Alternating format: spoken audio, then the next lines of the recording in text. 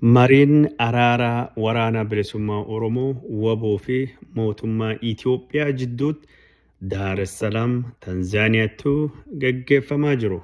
Fashalaahuu kalee gabaasne jirra. Mariin kunin fashalaahuu wal qabatee yaadii kallattii adda addaa irraa kennamaa jira. Adda durummaan waraana bilisummaa Oromootiif mootummaa Itoophiyaa jidduutti mariin gaggeeffame waggoota 5 darban kan keessatti Oromiyaa keessa gadadoo fi gidiraa miidhaa hidhaa saamichaa ajjeechaa fi manca'insa qabeenya gaggeeffamaa jiru ni dhaabaa jedhamee abdatame amma sun hin taane mariin kunin fashalaahuun walitti qabatee adeemsa marii irrattu mariin duubatti waan ta'u irratti yaadilleen kennamaa jira. Wanni sagantaa kan keessattuu ilaaluu deemnu.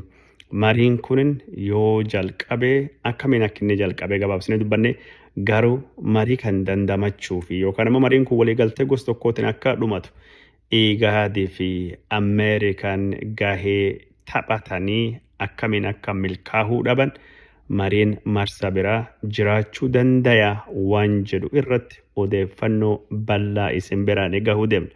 Tarsimoon mootummaan Itoophiyaa gara marii qabatee deemee maal fakkaata? Tarsimoon mootummaan Itoophiyaa hordofee yookaan ammoo bakka mariitu geggeesse sun akka araarii yookaan nagaan hin dhalan godhee jira. Gara biraatiin ammoo waraanni bilisummaa Oromoo tarsimoon isa maal ture?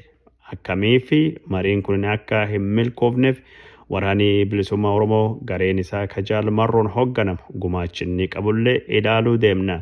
IGAD fi Ameerikaa mariin kun akka milkooftu maal godhanii turanii keessattuu mariin kun gara dhumattuu akka hin fashaloofne godhuuf maal godhama. Sila odoo maal godhame wanni kun bu'aa qabeessa ta'uu danda'a. Muuxannoon kan irraa baratamu maali? Marii fashalaa kana walitti qabatee mootummaan Itoophiyaa maal jedhe waraanni bilisummaa Oromoo maal jedhe IGAD karaa isaatiin ammoo ibsa maalii baase.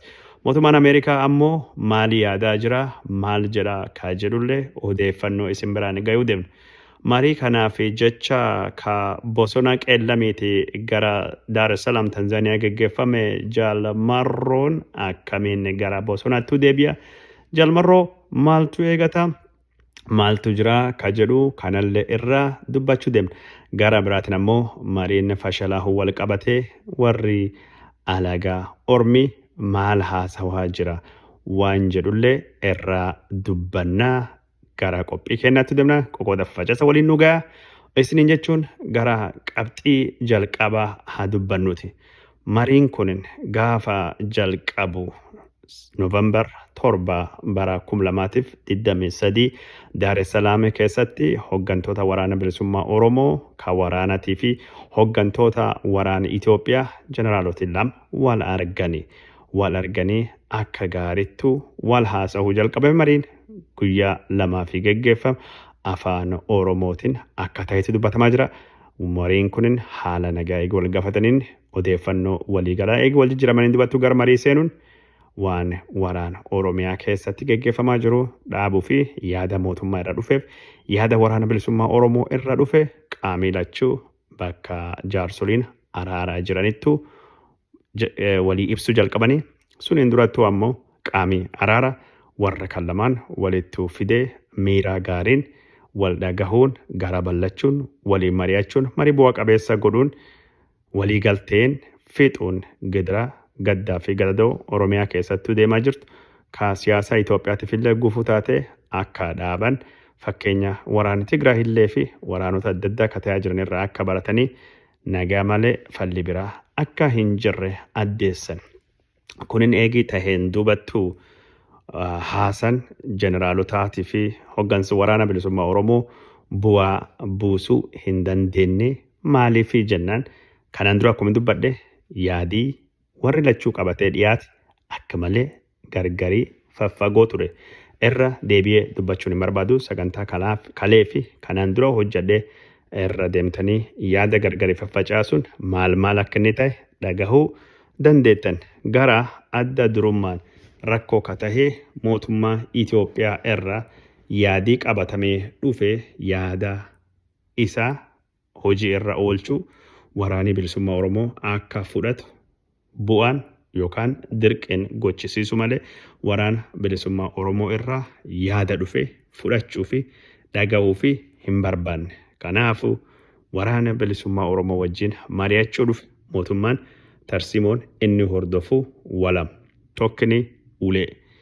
Waraanni bilisummaa Oromoo humni isaa dadhabaa laafa humni mootummaa guddaa warra Tigraay ka waggaa 27 biyya bulchee dhaadataa geeraraa bokkisaa turellee haagi isaanii garsiifnee qorichaa itti qonnee adabachiisnee warri san caalchimaa ammaan tana waliigaltee fudhatanii nu jalatti bulaa jiran. Faannollee waan godhaa jirru argaa jirtanii isin ammoo harki isinirra qaqqabannee malee isin balleessuu barbaannee jennaan mootummaan qawwee taankii diroonii waan fedhe qaba daaraa isin godhu deemna. Garuu suniin durattu carraa isinii kennuu fi as dhufne. Kanaafuu carraa kanattu fayyadamaa. Carraa kanattu akkam fayyadamtan nu biyya bulchaa jirra. Waraan keessan kaampittu galchaa qawwee irra hiika warra barbaade raayyaa ittisa biyyaa yookaan ammoo poolisiittu dabala nu amana biyya bulchaa jirra. Biyya Oromoo bulchaa jirra. Waliin biyya bulchin. Waliin biyya bulchu jechuun maali?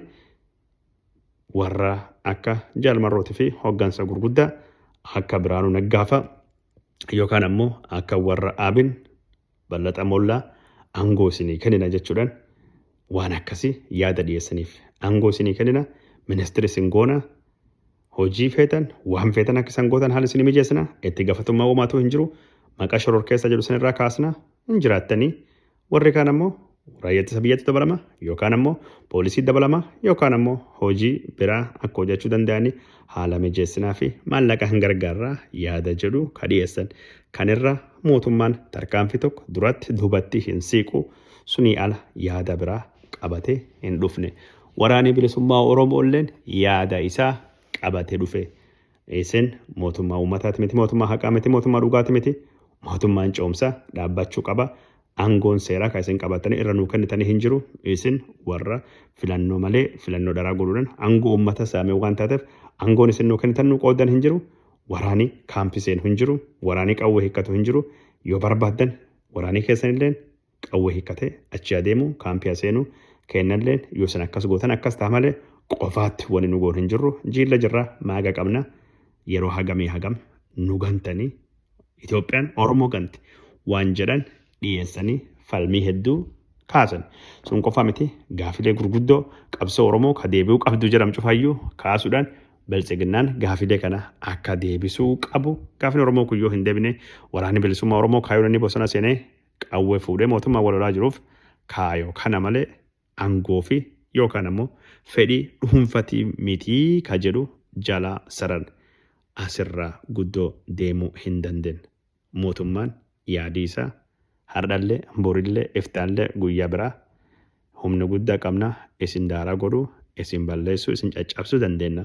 Kanaafuu harka kennadhaa carraa isinii kenname kanattu fayyadama waan jedhu irraa deddeebi'anii dubbatanii yoo ammoo nu amantanii harki kennatan isin gatuu hin deemnu nu amana wanni kanaan dura ta'e hundinuu seenaa ta'ee jira. Harki gaarii keessa jirtanii waan jedhu kaayisaan dhiyeessaa turan kaayisaan dubbachaa ture. Kanaafuu faayidaa ulee yoo ulee feetan uleettu jira yoo diddan ammoo yoo barbaadan faayidaa isinii kenna yoo faayidaa fudhachuu diddanii qawwee hiikkattanii waan nu jennu diddan ammoo uleen daaraa isin goona waan jedhu ka dubbatan uleen nu balleessu daaraa nu godhuu hin dandeenye gan hagam nu balleessuu hin dandeenye. Waraanni bilisummaa Oromoo humna cimaa humna guddaa qaba. Addunyaan beekee jira akka durii sunii miti. Kanaafuu isin dirqisiifne harka isin micciirran wajjin mari'achaa jirtan malee waan isin nu gootanii waan nu jaran miti waan jedhu falmii guddoo kaasuudhaan gaafilee Oromoo gurguddoo jedhamu waraanni bilisummaa Oromoo kaasee sun gubbaattuu mariin falmiin godhamaa ture. Qaamii lachuu wal dhagayaa hin turre guddoo wal caqasaa hin turre qaamii lachuu kiyya malee yaada kiyya malee hin taatu. Yaadi kiyya odoo hin shasharafne harka guutuu fudhatamuu qabaa jira kaalleen akkas jedha. Yaadi warra gargarii fagaataa jidduu walitti dhufuu hin barbaanne araaramuu hin barbaanne haala gos kanaatiin deema. Haalli gos kanaatiin deemu mariin jeneraalota jeneraal Gatachoo Guddinaatii fi Jaalmarroo Faatii jechuudha afaan Oromootiin gaggeeffamaa ture. Achiin dubattu gara marii Jaalmarroo Faatii fi Radwaan Huseenitii fi Gadeewwan Ximooteewwasitti deemame Sun ammoo mariin afaan Amaariffaatiin geggeeffamaallee Ingiliffaalleen geggeeffamaa ture. Yoo walaasawaan afaan Amaariffaatiin bakka faranjiin hin jiratu yeroo warri araaraa dhufammoo warri araaraa yoo isaan wal dhabanii dura siiquu danda'an afaan Ingiliishitiin jiddu seenuun walitti dhiyeessuun carraaqaa turanii kukkuun cuftinuyyuu hin taane. Kukkuun cuftinuu hin taane. Mariin siyaasaa jedhame karaa duwaaniif jaalmarroo faalleen marumaa jalqabaatiin wal fakkaataa ture. Durattuu siiquu hin dandeenye, durattuu socho'uu hin dandeenye. Mariin kun gaggeeffamee guyyaa 10ffaa dhaqqabe. Guyyaa 10ffaa yoo dhaqqabe warri wal mari'atu waliigaluu hin dandeenye mariin addaan bahuuf mariin guutumaa guututti dhaabbachuu fi dirqame. Boqonnaa fudhatanii itti deebi'aa jedhame. Boqonnaa akka fudhatamu tokko qaamilachuu qaamitti mari'atuu qabaata akka mari'ate mariin kun bu'aa qabeessa akka ta'u itti yaadanii dhufan.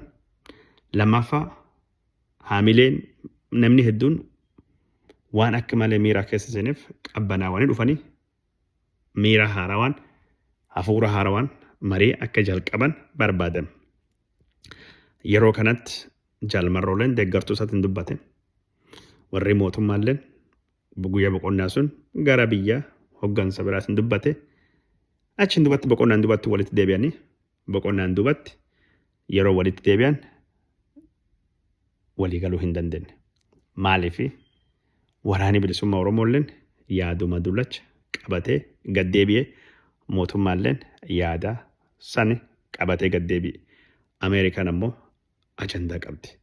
Ajandaan mariin kun waliigaltee tokkoon xumuramuu qaba.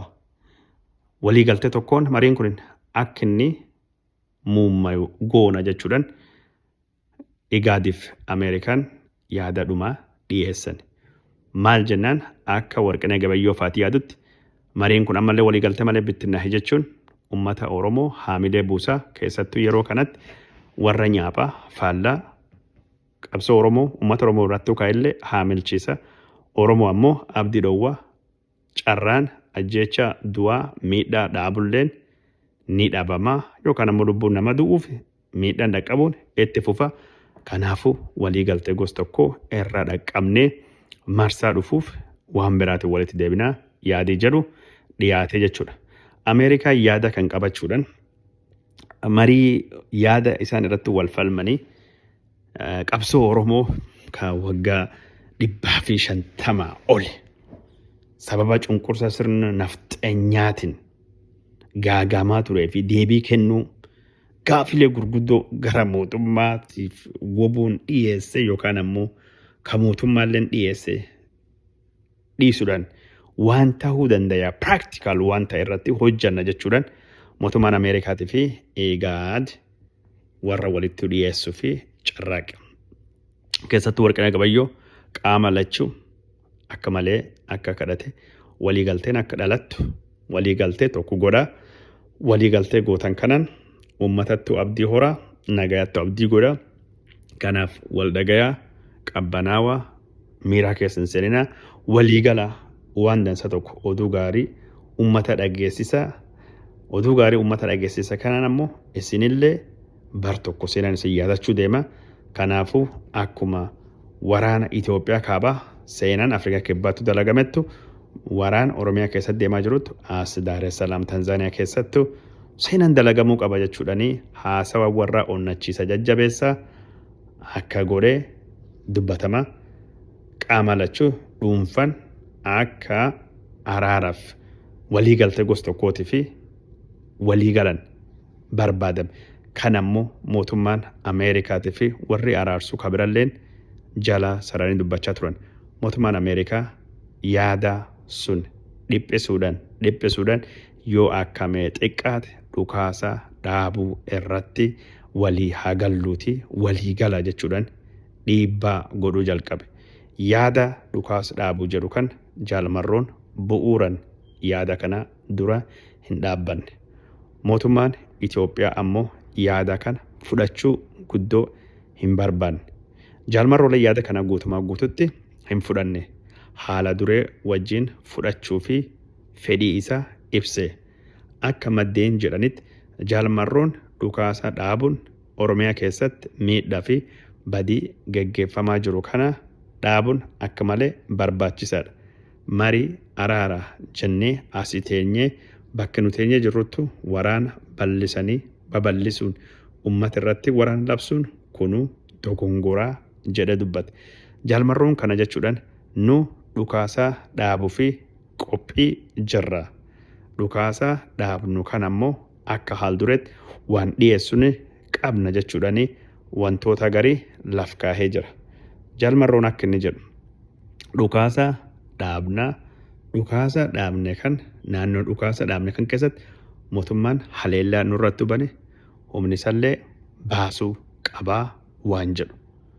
Kunin ammoo marii itti aanu ka geggeeffamu keessalleetti akka bu'uuratti fudhachuu qabna. Maaliif nulleen dhukaasa dhaabna mootummaaleen dhukaasa dhaaba.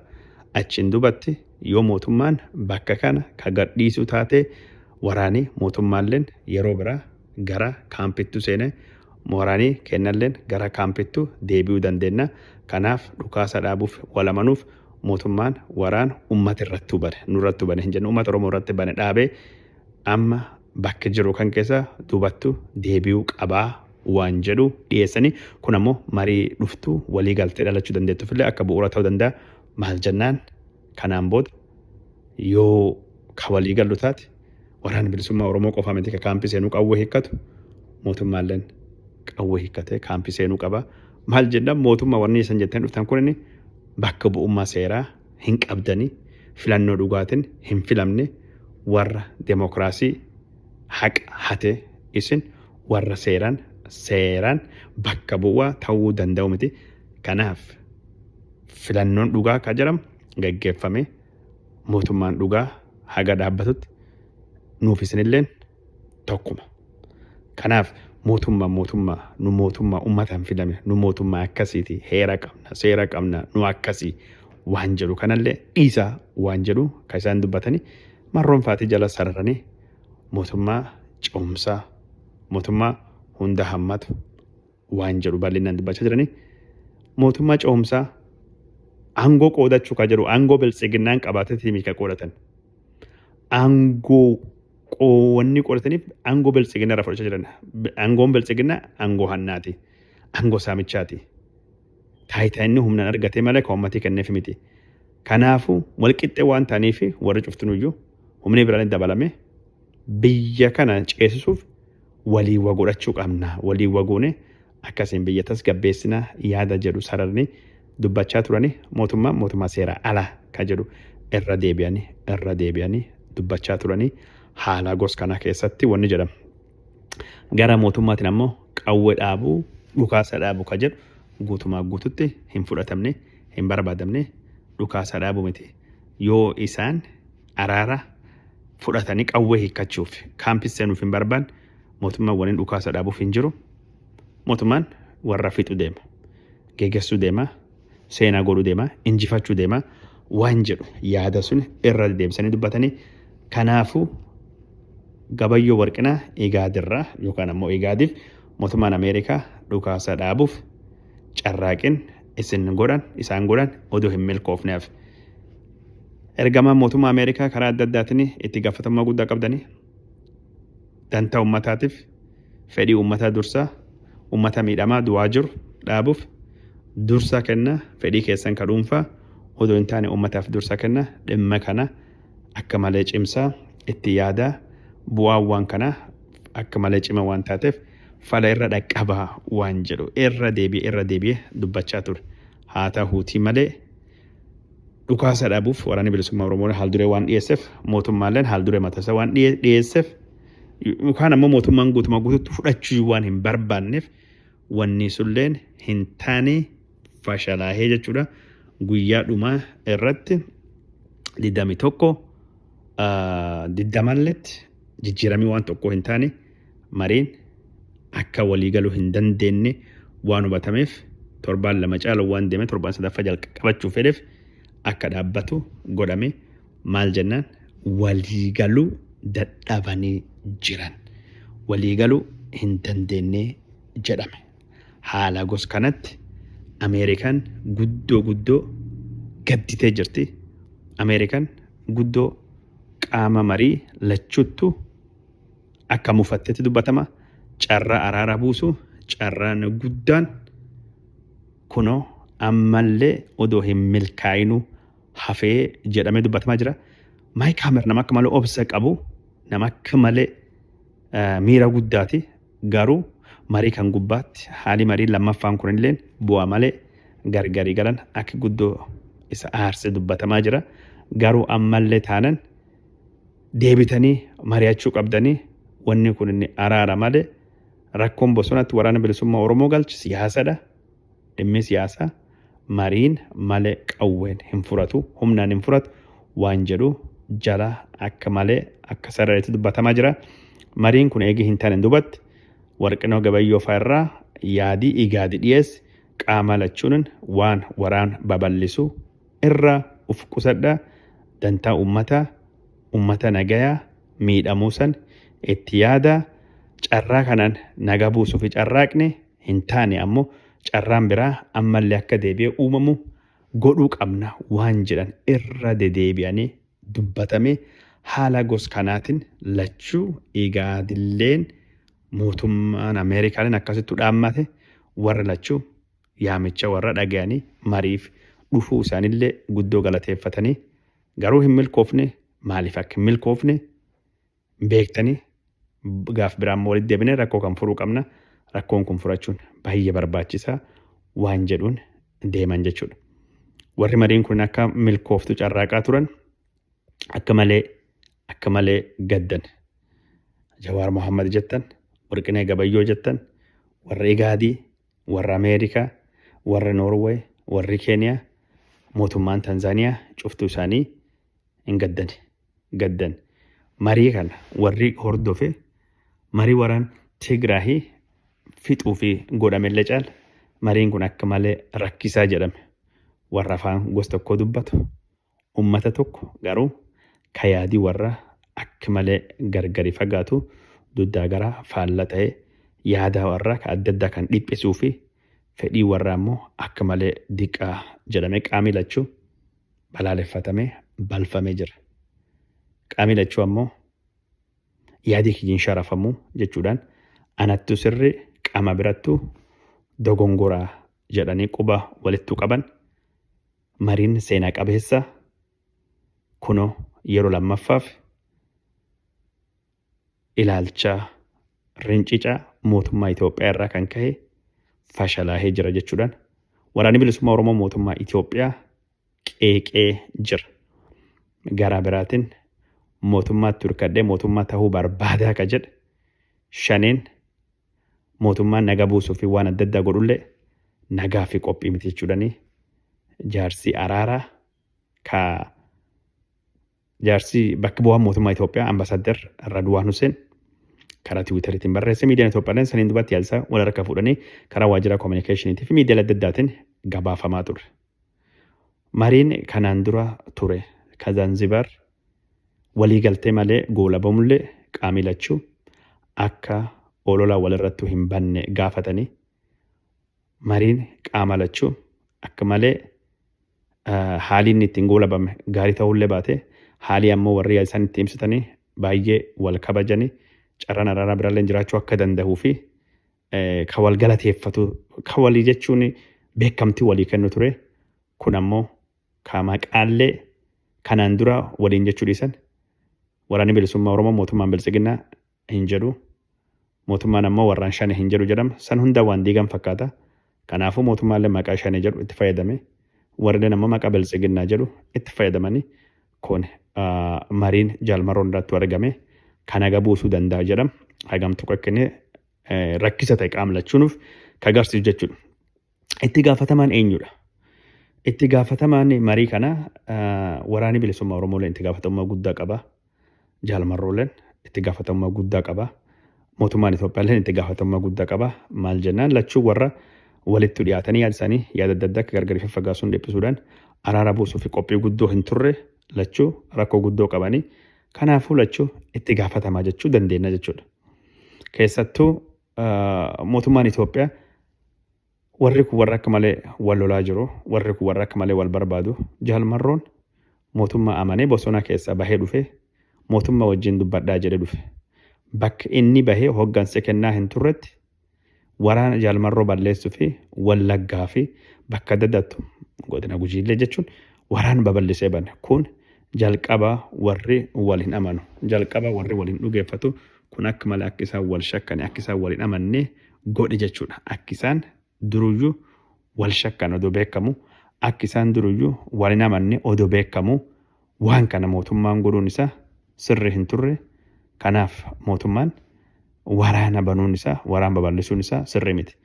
Waraanni bilisummaa Oromooleen waraana babal'isee bakka adda addaa keessattuu ofirraa deebi'ee haleelaa ture. Inumaayyuu injifannoo arganii laf garii qabanne jechuudhani gara Bunna Baddaleetiif Jimmaa keessatti injifannoo labsachaa turan. Kun jechuun maal? Jalqabumayyuu duumansa waraana jalatti mariin gaggeeffamaa ture. Wal amanuuf silaa oduu sila dhugumaan fedhii fedhan qabaatanii lachuu wantoota gaggarii fedhii warra agarsiisu godhuu qaban. Fakkeenyaaf yaada nagaa jajjabeessa, araara jajjabeessa, waan akkasii kan dhiyeessu, walirrattuu haleellaa banuu dhiisu, gargaarsi namoomaatiif balbala banuu, wanni gosa kana ta'uu akka qabdu ture. Garuu qaamni lachuu waan sun godhuu fi fedhii hin qabu ture jechuudha. Kaan ammoo tarsimoon araaraa kan hordofamellee qaamni lachuu tarsimoon hordofame akka malee gargari fagaataa ture. Igaadii fi mootummaan Ameerikaa marii kana mijeessuu dookumentii qopheessuu keessatti akka gosa gamtaan Afrikaa kibbattu godhe suni miti. Dookumentii mootummaan Ameerikaa yookaan Igaadii qopheessa dhufe baay'ee hin turre. Yaada mootummaatiif yaada waraana bilisummaa Oromoo dhaga'uu fi dhufame yaadii warraa immoo akka malee gargari fagaata. Sila yaada warra kan dhiyeessuu danda'a laf jalattu gaafatamee marii Afrikaa kibbaatiin durattu beektaa mootummaan Itoophiyaatii fi warra Tigraahii Jabuutittu, Siisheelsittu yeroo hedduu mari'atan. Akkasittuu bilchaate Ameerikaan ammoo yaada mirga bitaa walittuu qabda cuunfite yaada kan fudhadha yookaan hin fudhan tarkaanfii akkana fudhadha jettee warra lachuu doorsisuudhaan harka micciirte odoo hin jaalanne akka warri mallatteessu gooti. Ka waraana bilisummaa Oromoo kan gumaachi Igaadiitii fi Ameerikaa akka malee xiqqa, Ameerikaaleen akka warra Hiwwaatiif mootummaa irrattuu wanni jajjabaatti sun ejjannoo ishee jabeeste hin dhaadannellee hin sodaachisnellee kulleen rakkoo tahee jechuudha. Warri marii fi dhufe ammoo ajandaa isaanii dhiphisanii yaada gabaabaa yeroo gabaabaatiif yaada yeroo dheeraa jedhanii gargari baafachuu dadhabuudha. Fakkeenyaaf wantoota garii irratti Afrikaa kibbaatti walii galame kaan bulfatanii yeroo lamna Naayiroobii irrattuu walittuu deebi'anii mootummaa fi Hiwwaata akkasiin rakkoo warraa furate. Kun ammoo waraana bilisummaa Oromootiif mootummaa jidduutti mariin godhama ajandaawwan akkasiin dhiphafamaniif waraanni bilisummaa Oromooleen ajandaa isaa akka malee fagoo ta'e qabatee dhufe, mootummaaleen ajandaa isaa akka malee fagoo ta'e qabatee dhufe. Yaadi sun ammoo walitti dhiyaachuu hin dandeenye. Marii torbaan tokkootiin rakkoo Itoophiyaa kan waggaa 150 furachuu hin dandeettu. Jaalmarroon faalleen wanni gari practical ta'uu hin danda'u. Wanni gari hojii irra oolchuun, wanni gari gaafachuuleen deebii argachuuleen rakkisaadha. Abiyyi irra deebii argachuu miti. Marroon wagii aangootti dhufe waan gari deebisuu hin dandeenyu jechumaafuu jenne. Kanaafuu akka malee gargari fagaatanii wanni kun akka malee rakkisa ture jechuudha. Yeroo biraatii carraan araaraa ammallee walitti deebi'uu qabanii balbaltii araaraa aduun araaraa yoomiyyuu hin dhiitu walitti deebi'anii mari'achuu qabanii. Kanaaf ammoo Igaadiin ammallee warri kunin carraa yeroo biraa kan mari'achuu akka balbalitti hin cufne dhaamsa dhaamee jira. Mariin akkasii yeroo tokkoon akka milkoofne rakkoo hedduullee akka qabdullee Igaadi addeessee jira. Amma mariin kun jechuun mariin amma Daar es Salaamitti gaggeeffame Zanzibaar gaggeeffame kun marii akka Siisheelsii, marii akka Jabuutitti gaggeeffame kan Hiwwaatiif mootummaa jidduutu ta'e kan gosuun akka ta'uu abdanna. Mariin guddaan biraa akka inni gaggeeffamu abdannaa jechuudha. Kan eegi jenneen dubattuu wanni marii kunin bifa akkasiitiin goolabamuun yaada hedduu kaasee jira. Ambasaaddar Leencoo Baatiifaati. Ammallee araara, borillee araara, fixanillee araara waan jiru yaada araara yaamicha dhiyeessanii jiranii. Ministeerii de'eetan ministeera nagayaa Taayee Danda'aalleen innilleen araara waan jedhu yaada akkasii dhiyeesse. Wanni kun fashalawaa akka malee akka gaddisiise dubbatee jira. Shirattu duuba jira. Wanni kun akka fashalooftu ka godhe waan jedhu agarsiisee jira. Qaamni adda addaa isaanii ka gaddaa ibsatee jira. Oduu sila nagaan bu'ee Oromoof akka malee gaarii keessattuu yeroo kanatti waan jedhu. Mootummaan akka malee murtii dogongora murteessee jira. Waraana bilisummaa Oromoo irratti kallattii hundaanuu waraana ban itti fufee jira. Kun ammoo jijjiirama maatuu hin fidu, bu'aa maatuu hin fidu. Waggaa 5 yaalee mootummaan hin milkoofne. Ihaadig waggaa 27 yaalee hin milkoofne. Mootummaan Abiy Ahmed yeroo kanatti yeroo faannoo wajjin waraan hamaa keessa jirutti faannoo naannoo Amaaraa to'achuu wayita dadhabee jiru kanatti wayita Eertiraa wajjin lolaa keessa deemaa jiru kanas sila diina ofirra xiqqeessu maanisaa tasgabbeessu nageessu qaba ture carraa sun itti hin fayyadamne amma waraan bilisummaa Oromoolee qawween yookaan ammoo lolaan fixa jechuudhaan lola babal'isuun isa kun sirnatti hin fakkaanne kun tarsiimoo akka malee dogongora qabeessa tahee jechuudha. Waraanni bilisummaa Oromooleen aduun teennaa amma bayaa jirti kan mootummaa dhiitee jirti ni injifannaa jedhee dubbachaa jira. Kun ammoo salphaa hin ta'u waraanni bilisummaa Oromooleen injifannoon inni argachuu danda'u ka magaalaa Finfinnee qabatee mootummaa ittiin garagalchu yoo jiraattillee akka malee salphaa ta'uu hin deemtu dhugaa dubbachuu fi hagi mootummaan itti uflaalulleen hagi waraanni bilisummaa itti uflaalulleen warri lachuu akka malee of guddisanii uflaalanii warri lachuu akka malee of jajanii mootummaan Abiy Ahmediitii fi waraanni bilisummaa Oromoo jaalmarroon yookaan jaalmarroon akkaataan isaan itti uflaalan akka malee of jajanii nuu ala wanni biraa hin jiru waan jedhu dubbatanii jaalmarroof Abiy Ahmed lachuu warra qaama adda addaa hooggananiiti yaadii warra ilaalchi warra ka siyaasaa gargaree haa fagaatu malee amalli isaanii waan hedduun wal fakkaata. Bishaan maddi tokko waraabame fakkaatanii yookaan lakkuu walirra muramte fakkaatanii kiyya malee kabira hin taatu waan barbaade guutuma guutuu argadhu malee waan barbaade guutuma guutuu argadhu malee yookaan fudhadhu waan jiru tokkottu jira.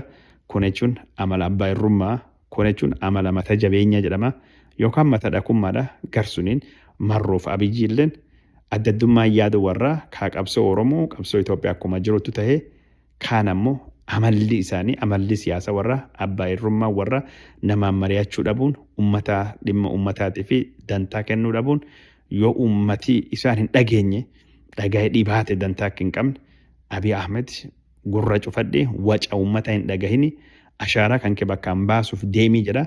Marroolleen yoo Oromoon bilisummaa hin barbaanne jaldeessa gaaraa bineensa gaaraa bilisa baasa waan jedhu dantaa ummataa akka hin qabne waan garsiisu dubbatanii dhugumaan dantaa ummataa akka hin qabne jechuun waraana kana dhukaasa dhaabuun akka ummatiin dhumanne akka ummatiin miidhamne gargaarsi namummaa akka ummata dhaqqabu hin goone kanaafu marroolleen abiyyiilleen walqixxee itti gaafatamanii abbaa irrummaan warra lachuu keessaa mul'atti kaayoo warra ka siyaasaa dhiisa garuu adeemsi kaayoo warra ittiin bakkaan baafatan Itoophiyaa guddittii abiyyi barbaadu yookaan Oromiyaa guddittii marroon barbaadu adeemsi warra lachuu ittiin deemaa jiraniif yoo waan sunillee bakkaan baafatan abbaa irrummaadha namni dhagaanii humna malee marii araara waan jedhu keessattuu baay'ee hin mul'attu jechuudha. Kanaan wal qabatee wanni tokko lama yaadii kennamaa ture warri miidiyaa Tigraay hedduu warra akka marroo deeggaranii dibbee dhawaa jiranii kun marroo deeggaranii miti. Oromoon akka waliin dhageenyu waan barbaadaniif warri marroo deeggaru fakkaatullee warri abiyyi deeggaru fakkaatallee abiyyi jaalatanii miti yookaan marroo jaalatanii miti. Waldhabii Oromiyaa keessaa akka dheeratu waldhabii Oromiyaa keessaa akka itti fufuu barbaadanii kun jechuun waan argamaa jiru.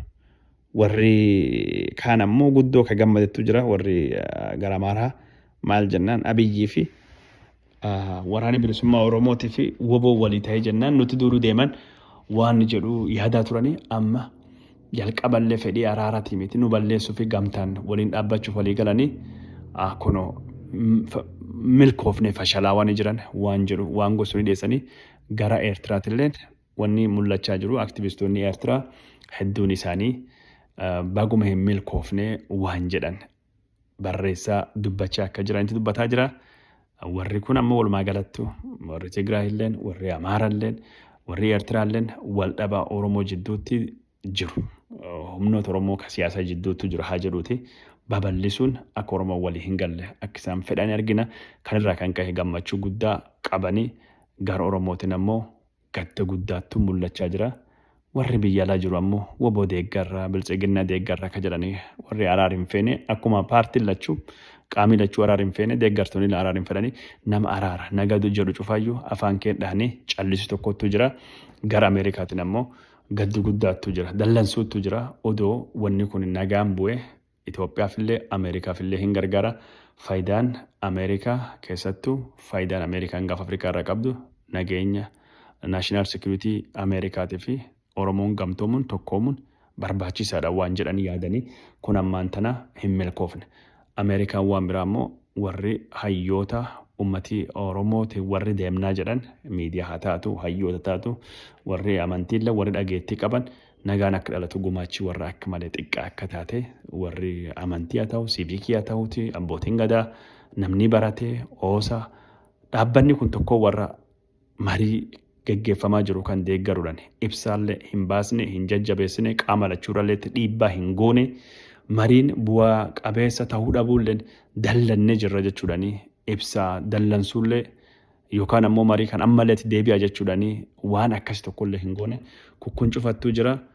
Carraan biraa akka deebi'am carraan araara biraa akka dhalatuuf kun ammoo ka bu'aa qabeessa akka inni ta'u dhiibbaan uumamuu qabaa jedhamee dubbatamaa jira. Wanni dhuma jalqaba irrattuu ka dubbanne mata duree viidiyoo kanallee ka ta'e Jaalmarroo Bosonattuu ni deebisaa mootummaan jedhamee dubbatamaa jira.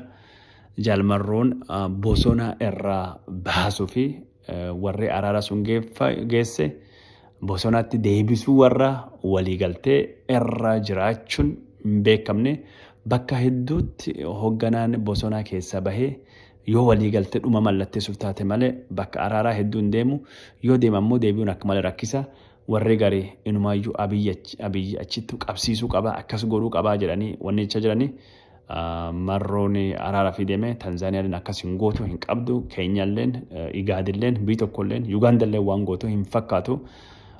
Dhaabbanni marroo achi geessee bosonattuu deebisee akka marroon lolu waan godhallee hin fakkaatu garii waliigalteen jiraachuu danda'a.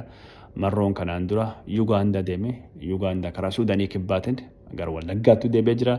Tarii ammallee karaa suniin deebi'uu danda'a yookaan ammoo haaluma biraatiin deebi'uu yookaan achirraa hooggansallee kanuun mala marroon qabamuu qaba marroon tarkaan fudhatamuu qaba jedhee warri garii akkasittuu gammadee haasawaa jira. An kunillee na hin gammachiisu marroo fi Abiyyi lachuu Oromoodha lachuu Oromoo bakka bu'anii jaalanne jibbine yaadii warrallee deeggaruu baanne odoo walii galanii feena tokko jeese tokko hidhee tokko madeesse tokko biyya baasee wanni akkasii ka godhame sirrii miti.